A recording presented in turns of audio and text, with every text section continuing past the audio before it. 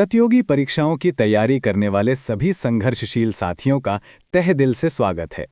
मैं हूं आपका अपना दोस्त और आपका होस्ट मनोहर सोनी।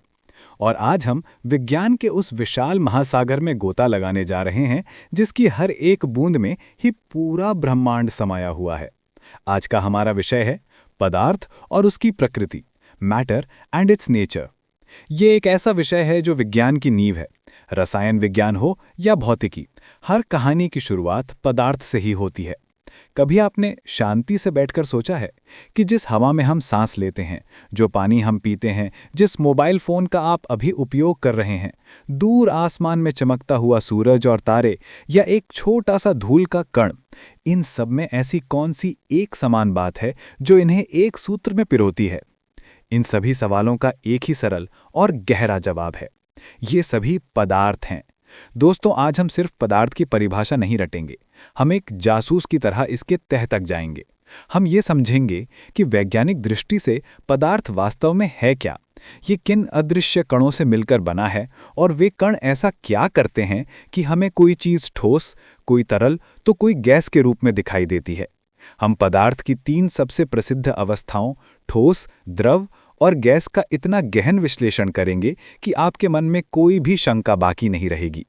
ये यात्रा न केवल आपको परीक्षा में अच्छे अंक दिलाएगी, बल्कि आपके अंदर एक वैज्ञानिक दृष्टिकोण भी विकसित करेगी। आप अपने चारों ओर की दुनिया को एक नए नजरिए से देखने लगेंगे। तो अपनी कुर्सी की पेटी बांध लीजिए, अपनी जिज्ञासा को अपने चरम पर ले आइए और मेरे साथ चलिए पदार्थ के इस रहस्यमय और रोमांचक सफर पर, जहां विज्ञान के नियम कहानियों की तरह सरल और रोचक बन जाएंगे। भाग 1, पदार्थ, ब्रह्मांड का मूल आधार। पदार्थ क्या है? What is matter? चलिए सबसे पहले इस शब्द को ही खोलते हैं। विज्ञान की दुनिया में पदार्थ वो कोई भी वस्तु है जो स्थान घेरती है, अर्थात उसका आयतन होता है और जिसमें द्रव्यमान होता है। इस परिभाषा में दो शब्द सबसे महत्वपूर्ण हैं। आयतन यानी वॉल्यूम, कोई वस्तु कितना स्थान या जगह घेरती है वो उसका आयतन कहलाता है। एक किताब, एक गिलास पानी या एक फूला हुआ गुब्बारा, ये सभी जगह घेरते हैं। द्रव्यमान यानी मास, किसी वस्तु में मौजूद पदार्थ की कुल मात्रा को उसका द्रव्यमान कहते हैं। ये वस्तु के भारीपन का एक माप है। इस परिभाषा के अनुसार हमारे आसपास लगभग हर चीज पदार्थ है। आपका पेन, आपकी कॉपी, हवा, पानी, मिट्टी, पेड़ पौधे, जानवर और हम स्वयं भी पदार्थ से ही बने हैं। क्या कुछ ऐसा भी है जो पदार्थ नहीं है? हाँ, बिल्कुल। जैसे प्रकाश, ध्वनि, ऊष्मा, भावनाएं जैसे खुशी, दुख, विचार या समय, ये स्थान नहीं घेरते और ना ही इनमें द्रव्यमान होता है। ये ऊर्जा के विभिन्न रूप या अवधारणाएं हैं, पदार्थ नहीं। प्राचीन भारतीय दार्शनिकों ने भी पदार्थ को समझने का प्रयास किया था और उन्होंने इसे 5 मूल तत्वों पृथ्वी, अग्नि, जल, वायु और आकाश में वर्गीकृत किया था, जिसे पंचतत्व के नाम से जाना जाता है। उनका मानना था कि सभी सजीव और निर्जीव वस्तुएं इन्हीं पंच तत्वों से बनी हैं। ये एक दार्शनिक दृष्टिकोण था। लेकिन आधुनिक विज्ञान ने प्रयोगों और अवलोकनों के आधार पर पदार्थ को उसके भौतिक और रासायनिक गुणों के आधार पर वर्गीकृत किया है, जिसे हम आगे विस्तार से समझेंगे। पदार्थ की कणिकीय प्रकृति, पार्टिकुलेट नेचर ऑफ मैटर। विज्ञान की सबसे बड़ी खोजों में से एक ये समझना था कि पदार्थ निरंतर यानी कंटिन्यूअस नहीं होता, बल्कि ये छोटे छोटे कणों से मिलकर बना होता है। कल्पना कीजिए एक रेत का टीला।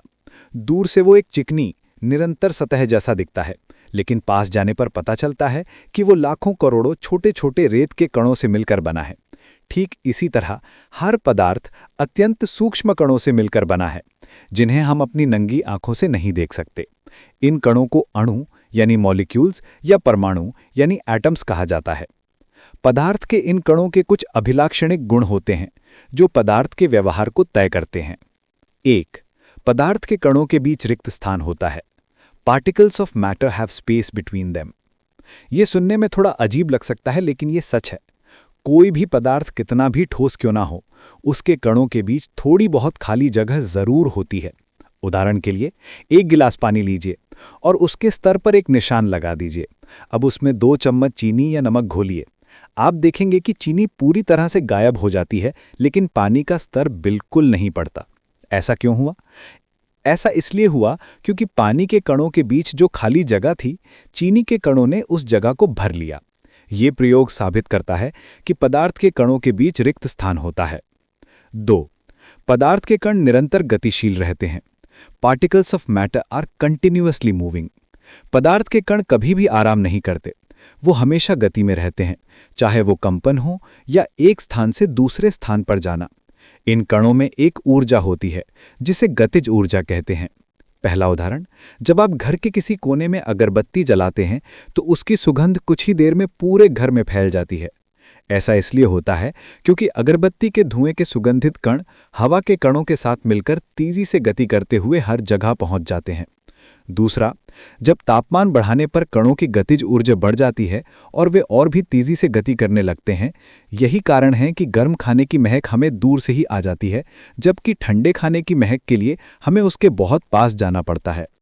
3. पदार्थ के कण एक दूसरे को आकर्षित करते हैं। एक दूसरे को आकर्षित करने की प्रवृत्ति पदार्थ के कणों की तीसरी प्रमुख विशेषता है।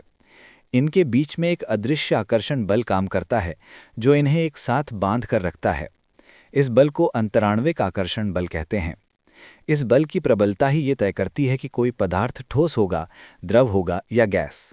उदाहरण के लिए, एक लोहे की कील, चौक का टुकड़ा और एक रबर बैंड लीजिए। इन पर हथौड़ा मारकर, काटकर या खींचकर इन्हें तोड़ने का प्रयास कीजिए। आप पाएंगे कि लोहे की कील को तोड़ना सबसे मुश्किल है। ऐसा इसलिए है क्योंकि लोहे के कणों के बीच आकर्षण बल बहुत ही प्रबल होता है, जबकि चौक के कणों के बीच ये बल कमजोर होता है। इन्हीं 3 स्तंभों, कणों के बीच की दूरी, उनकी गतिज ऊर्जा और उनके बीच का आकर्षण बल पर पदार्थ के विभिन्न अवस्थाओं का महल खड़ा है।